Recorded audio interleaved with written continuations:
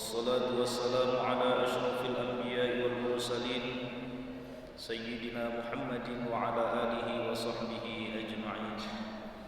سبحانك لا علم لنا إلا ما علمتنا إنك أنت العليم الحكيم. صدق الله العظيم وصدق رسوله النبي الكريم ونحن على ذلك من الشاهدين والشاكرين والحمد لله رب العالمين. Bapak-bapak, ibu-ibu jemaah yang dimuliakan Allah Subhanahu wa taala, kembali hari ini kita wajib bersyukur kepada Allah dengan mengucapkan alhamdulillahi rabbil alamin. Karena begitu banyaknya nikmat yang hari ini kita rasakan, sehingga Allah sampaikan wa in ta'uddu ni'matallah la tuhsuha. Kalau hari ini kalian hitung-hitung nikmat yang telah kuberikan, la tuhsuha, tak akan sanggup kalian menghitung nikmatku. Hari ini Allah tak minta balas apa yang Allah berikan kepada kita.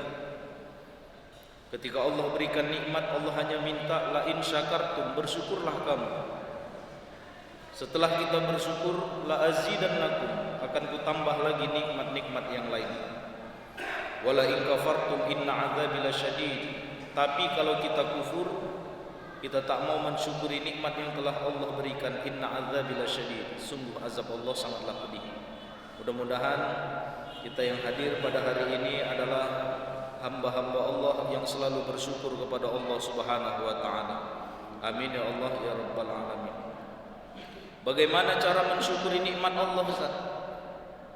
Cara mensyukuri nikmat yang Allah berikan kepada kita jalankan di jalan yang Allah ridhoi. Allah kasih nikmat kesehatan, gunakan untuk beribadah.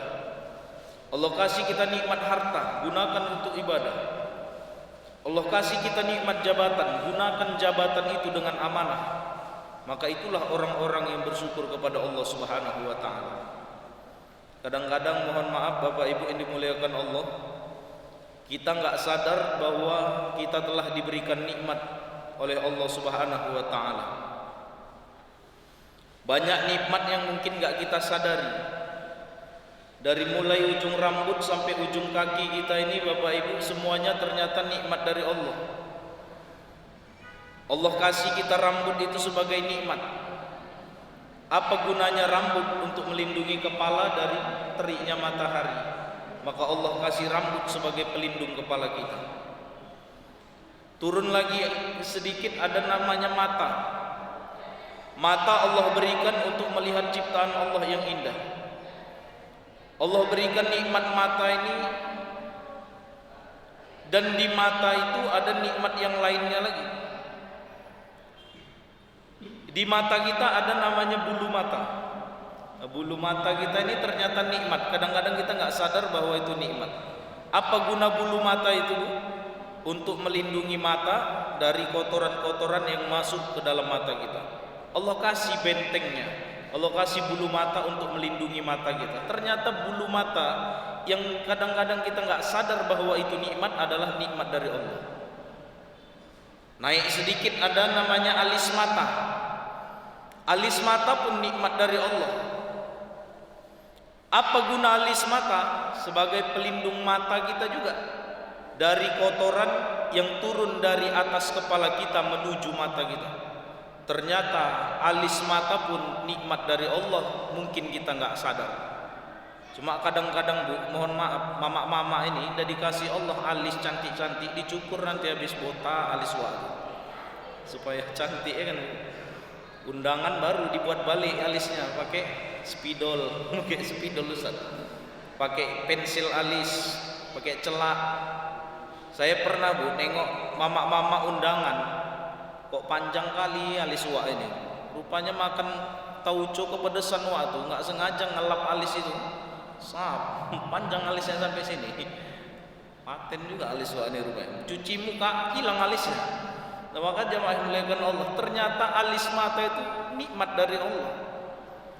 Itu masih sekitaran kepala kita, masih sebatas mata, udah banyak nikmat yang Allah berikan. Turun lagi, ada namanya gigi. Apa gunanya gigi? Mudah kita makan dengan gigi kita. Mengunyah makanan yang keras-keras bisa dengan gigi kita. Coba tengok dulu masih muda Bu, gigi buatan Allah, bandingkanlah gigi buatan Allah sama gigi buatan manusia. Gigi buatan Allah dulu masih muda, sanggup kita ngunyah apa aja. Roti ketawa bisa, jambu klutuk bisa, makan tebu pakai gigi bisa. Sekarang coba nenek itu kasihlah kue lapis, kasih kue lapis Bang Agung, nenek itu nggak siap-siap ngunyahnya. Telenek dia muncung kau, kata nenek itu. Sesak napas nenek itu, udah payah ngunyahnya. Ternyata Bu, gigi pun nikmat dari Allah. Banyak nikmat yang mungkin hari ini tak kita sadari. Maka jamaah yang dimuliakan Allah, pantaslah Allah katakan, nikmatku itu tak bisa dihitung. Kita cuma diminta Allah untuk mensyukuri nikmat-nikmat Allah. Mudah-mudahan kitalah orang yang selalu bersyukur kepada Allah. Amin ya Allah ya Rabbal Alamin. Salawat dan salam kepada baginda Rasulullah Muhammad sallallahu alaihi wasallam. Allahumma salli wa sallim wa barik alaihi. Mudah-mudahan kita yang hadir pada hari ini, yang selalu mengucapkan salawat kepada Rasulullah, insyaallah kitalah orang-orang yang terpilih akan mendapatkan syafaat, dan insyaallah kita berkumpul di dalam surga bersama Rasulullah. Amin ya Allah ya Rabbal Alamin. Bapak Ibu jamaah yang dimuliakan Allah, hari ini hari berganti, bulan berganti, usia kita bertambah. Memang kalau dilihat angkanya usia kita semakin hari semakin bertambah, tapi pada hakikatnya Bapak Ibu, jatah hidup kita di dunia ini semakin berkurang. Usia bertambah, jatah hidup semakin berkurang. Kenapa Allah rahasiakan jadwal kematian kita? Ternyata jawabannya dalam Quran surah Al-Mulk ayat 2. Alladzi khalaqal mauta wal hayata liyabluwakum ayyukum ahsanu amala. Allah ciptakan kehidupan dan kematian itu untuk apa? Untuk menguji kita, ahsanu amala, siapa yang amalnya paling baik. Kalaulah seandainya Allah kasih tahu jadwal mati kita hari ini, mungkin kita tak ada yang berani buat dosa. Karena kita sibuk beramal. Hari ini orang terlena, makanya banyak melakukan maksiat, banyak melakukan dosa kepada Allah. Terlena dengan usia muda, terlena dengan kesehatan yang diberikan Allah Subhanahu wa taala, menganggap bahwa masih muda, masih panjang umurnya, masih sehat badannya, masih panjang umurnya. Padahal Allah ketika mencabut nyawa seseorang, tak Allah lihat kaya, miskin, tua, muda, sehat dan sakit, sama semua. Kadang-kadang mohon maaf Pak, ada anak-anak muda, kalau ditanya, kau kenapa enggak sholat? Masih muda Ustaz, nikmati dulu masa muda. Udah tua baru sholat. Ada anak muda kayak gitu. Dia nggak tahu anak muda pun mati juga. Tengok siapa yang balap-balap di jalan nih kan? Siapa yang balap-balap naik kereta? Anak muda. Kemarin tuh kecelakaan balap liar, anak muda pecah kepalanya, meninggal. Siapa yang balap liar? Anak muda. Mana pernah kita tengok kejadian kecelakaan balap liar kakek-kakek 85 tahun, kakek-kakek balap liar. Ada Bang Agung tengok jemping-jemping kakek itu naik kereta, nggak ada. Yang balap liar itu anak-anak muda. Menunjukkan apa? Nyawa seseorang atau kematian seseorang itu tak dilihat Allah tua mudanya, dan tak Allah lihat sehat sakitnya. Kadang-kadang orang sehat sepele dengan kesehatannya, tak mau beribadah, masih muda, masih sehat, sombong. Padahal banyak orang yang sehat-sehat meninggal duluan dari yang sakit-sakit. Banyak kejadian. Kira-kira Bu, Ibu pernah nengok enggak? Ada orang pagi masih sehat, sore meninggal. Ada. Kemarin itu saya ada ceramah di satu tempat. Habis ceramah itu acara Isra Mi'raj. Habis ceramah itu ditelepon lagi sama BKM-nya, Ustadz bisa ngisi ceramah lagi di sini Ustadz. Acara apa Pak? Tapi udah Isra Mi'raj semalam. Oh, tahlilan malam ketiga hari ini Ustadz. Siapa yang meninggal Pak? Yang duduk dekat pintu semalam Ustadz. Makanya dekat-dekat pintu ini agak-agak ngeri juga kita nih Pak. Agak-agak geser sih kita kan.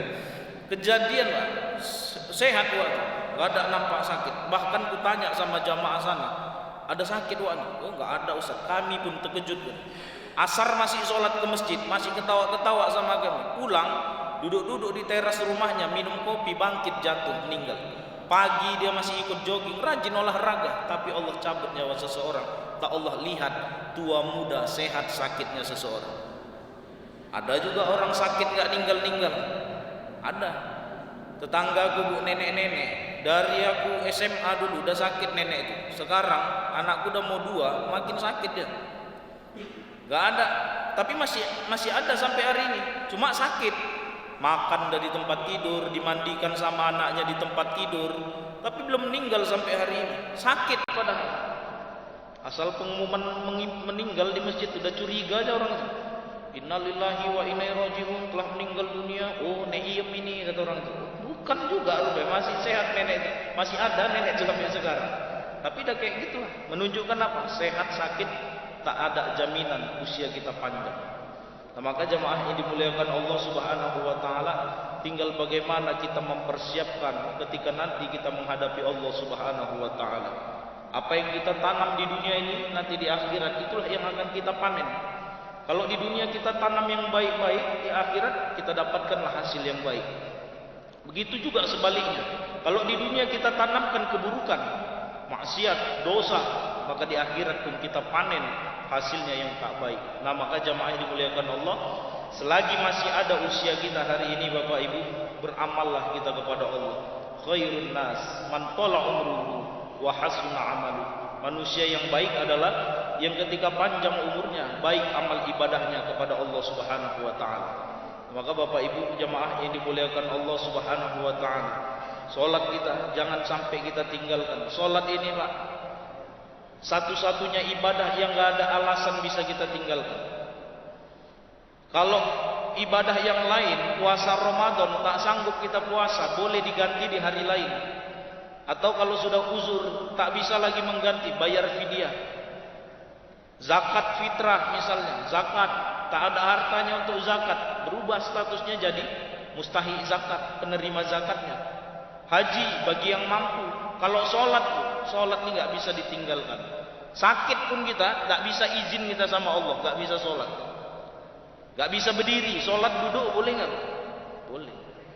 Duduk nggak bisa Pak, berbaring boleh, boleh.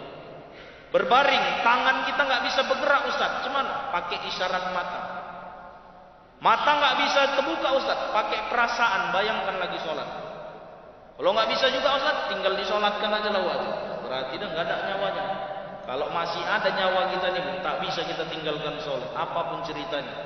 Nah, maka jamaah yang dimuliakan Allah Subhanahu wa taala, sholat kita berjamaah ke masjid. Laki-laki nih sholat berjamaah ke masjid. Ibu punya suami, suruh ke masjid Bu. Nah, itulah cara ibu memakmurkan masjid. Walaupun ibu nggak wajib ke masjid, ibu bisa dapat pahala yang besar. Kenapa? Menyuruh suami ke masjid. Cuma nyuruhnya yang bagus. Ini kadang-kadang niat kita bagus, cuma caranya salah, ujung-ujungnya berantem itu nanti. Mak mama ini kan merepet aja bawa anak, bang masjid, udah tua, udah bawa tanah, nggak tobat. Anak tiap hari ke masjid, bapak nggak sholat, main skater ya kerjaan kata anak. Kata mama, istri bapak itu. Tengok tuh tetangga tuh, Wa Anto tuh, tiap hari ke masjid.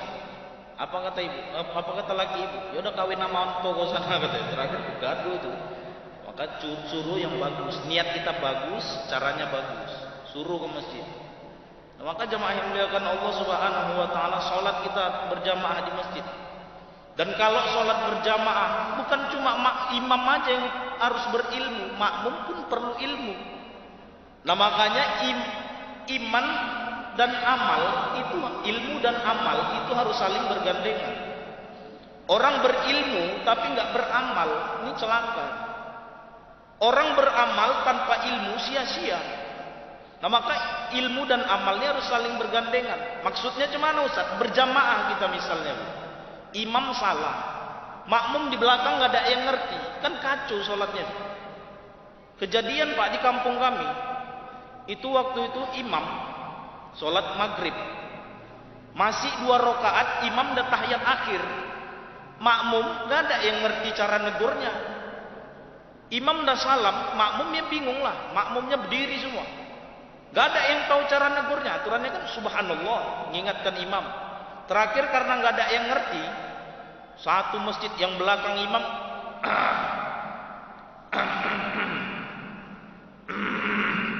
Itu mengingatkan imamnya. Gak bangkit juga imam, yang sebelahnya ikut-ikut.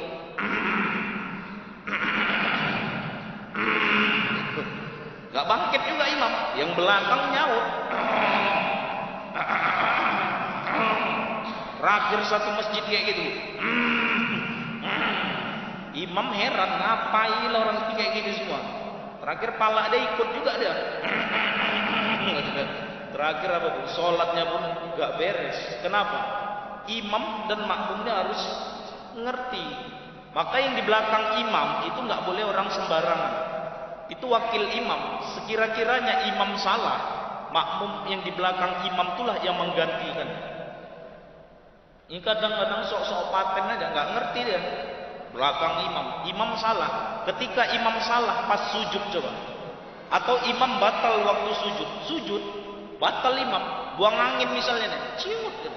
Lagi sujud, cemanalah membangkitkan orang-orang di belakang ini. Apa imam ini takbir Allahu Akbar, batal lah sholat yang semua ini. Kenapa? Imamnya udah batal.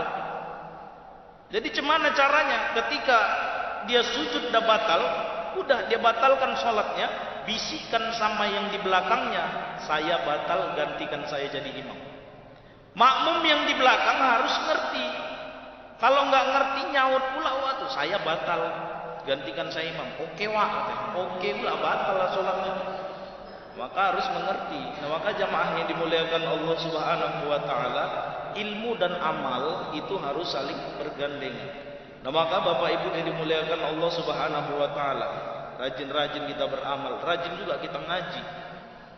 Nah, maka Bapak Ibu yang dimuliakan Allah Subhanahu wa taala, rajin kita ke masjid, sholat kita ke masjid, ajak anak-anak kita ke masjid. Suruh anak-anak kita, anak lajang-lajang sekarang bu, anak remaja kita, kalau punya anak lajang, suruh gabung ke masjid. Gak ada orang tua yang bangga ketika anaknya maksiat. Sekarang ini bu, luar biasa pergaulan anak-anak ini. Tiap hari pasti ada tawuran. Tengok, anak sekolah bawa senjata tajam, lewat-lewat, kadang-kadang tawuran di jalan kita nih. Mengganggu orang, membahayakan orang.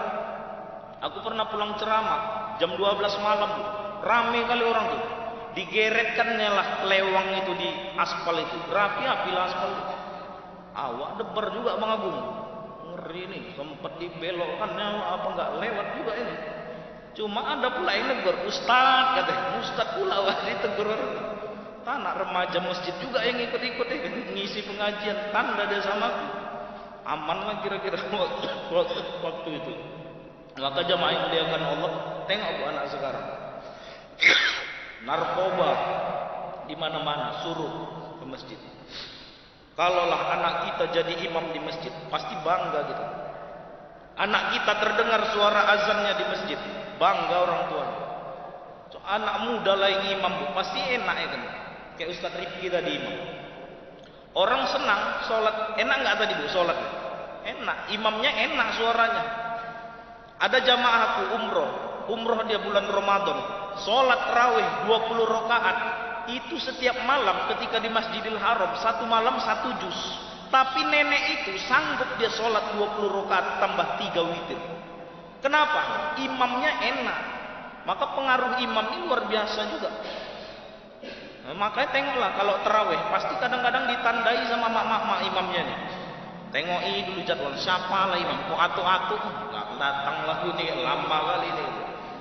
Atu-atu imam no lagu kan macam ngobrol atu itu. Allahu Akbar, Bismillahirrahmanirrahim, Alhamdulillahirabbil alamin, Arrahmanirrahim, Maliki yaumiddin, ya kena berdua ya kena nasta'in, ihdinas siratal mustaqim, siratal ladzina an'amta 'alaihim ghairil maghdubi 'alaihim waladdallin.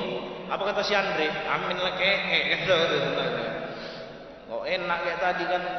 Sedap awak salat. Bismillahirrahmanirrahim.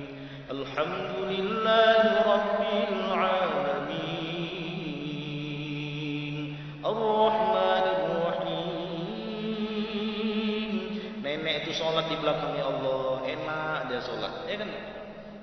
Nah, maka jamaah yang dimuliakan Allah, suruh anak-anak kita ke masjid, suruh anak-anak jadi imam di masjid, anak muda. Gak apa-apa Ustaz, syarat jadi imam dulu, bukan mesti tua. Mentang tua harus imam, enggak juga. Kalau ada anak muda lebih bagus bacaannya dari yang tua, lebih layak anak muda jadi imam. Kadang mohon maaf Bu, ada juga imam-imam yang tua ini enggak mau ngalah. Mentang dia yang tua, kalau aku masih hidup jangan coba-coba aku jadi imam. Padahal bacaannya berselema, ada juga model kayak gitu. Anak muda yang lebih bagus baca lebih layak jadi imam. Karena syarat jadi imam pertama tuh bagus dulu bacaannya. Kenapa? Kalau Al-Fatihahnya aja salah, enggak sah sholatnya. Al-Fatihah rukun, salah dia, batal sholatnya. Maka pertama bagus bacaannya, diutamakan lagi enak suaranya, jadi enak orang sholat. Misalnya Ustadz, di kampung kami ada 2 orang qori, yang mana layak jadi imam? Tengok syarat selanjutnya. Siapa yang lebih paham ilmu agama di antara 2 orang ini? Sama-sama lulusan Kairo nih Ustadz, LC 22. Cemana Ustaz? Ilmu agama enggak diragukan lah. Dua-dua cemana Ustaz? Jago ilmu agamanya. Nah, baru tengok lagi syarat selanjutnya. Baru tengok siapa umurnya lebih tua. Tengok di KTP-nya sama Ustaz. Tanggal 4 bulan 4 tahun 94 orang ini lahir. Pas jam 4 sama-sama. Sama pula lahirnya. Sama Ustaz, kebetulan. Cemana Ustaz? Tengok syarat selanjutnya. Siapa duluan tinggal di kampung itu? Dari kecil sama-sama di sini Ustaz. Gimana Ustaz? Kalau udah semua sama, tinggal kebesaran hati siapa yang jadi imam. Silakan. Karena dua-dua layak jadi imam. Yang jadi masalah satu nggak layak, satu layak, yang nggak layak sok paten. Nah, maka jamaah dimuliakan Allah Subhanahu wa taala, anak muda itu perlu kita latih seperti itu untuk apa? Untuk generasi, Bu. Kadang-kadang mencari generasi untuk tokoh-tokoh agama ini payah nyarinya. Tapi kalau pejabat banyak menggantikan. Tengoklah BKM ini, pengurusan BKM ini payah nyari ganti BKM ini. Imam masjid, ketua wirid, ketua STM, payah nyari gantinya. Apalagi Bilal Mayat, payah tuh. Kalau pejabat banyak menggantikan. Tengok presiden, banyak menggantikan tuh. Belum masanya capres, orang sekarang udah bersiap-siap ya kan. Bosakan presiden, Kepling aja berebut sekarang orang. Tingkat Kepling menunjukkan apa? Pejabat banyak menggantikan. Tokoh agama payah nyari ganti. Meninggal imam masjid Baitur Rahman misal, meninggal pula Ustaz Rifki ya kan, nanti siapa lah imam di sini. Besok sholat sorong-sorongan orang. Datang Bang Agung, imam wa. Kau lah, kau anak muda. Wah lah wah yang tua kok. Udah kau aja, kau anak muda. Udah wah. Aku berani, aku bisa, cuma nggak berani. Datang Bang Agung, aku berani wah, cuma nggak bisa. Sorong-sorongan aja. Gak ada yang bisa jadi imam terakhir. Nah, maka jamaah yang muliakan Allah Subhanahu wa taala perlu generasi. Apalagi Bilal Mayat ya kan, Bu. Bilal Mayat ini Pak, orang langka nih. Saya pernah jumpai satu tempat, itu 2 kampung, Bilal Mayatnya cuma 1. Saking gak adanya orang mau jadi Bilal Mayat. Meninggal Bilal Mayat itu, malam ketua STM sibuk itu rapat. Bapak-bapak, kira-kira siapa yang mau jadi Bilal Mayat menggantikan Bilal kita yang sudah meninggal dunia? Aku yakin Pak, nggak ada yang mau tunjuk tangan jadi Bilal Mayat. Paksalah ketua nunjuk, Wak Leman ya Wak, aku batu ketua Leman. Apa hubungannya Wak batu seumur hidup rupanya? Enggak, kena kapur baru sini kumat batuku. Ada aja alasannya itu. Oh enggak Wak Anto, gimana? Bulu hidung aku tipis. Apa rupanya Wak kok tipis bulu hidungnya? Apa hubungannya? Kena air mayat bersin-bersin, nggak siap mayatnya kan kasihan. Nggak bisa Wak, nggak bisa. Bang Ucok, kau semua orang kau tunjuk, kau mau kau, semua orang kau suruh. So paten kali muncung kau tuh, semua orang kau tuh suruh-suruh dari tadi. Kau pikir aku berani sama mayat, kata Ucok tadi. Terakhir apa? Nggak ada yang bisa jadi Bilal Mayat. Kenapa? Bilal Mayat nih nggak dihargai orang.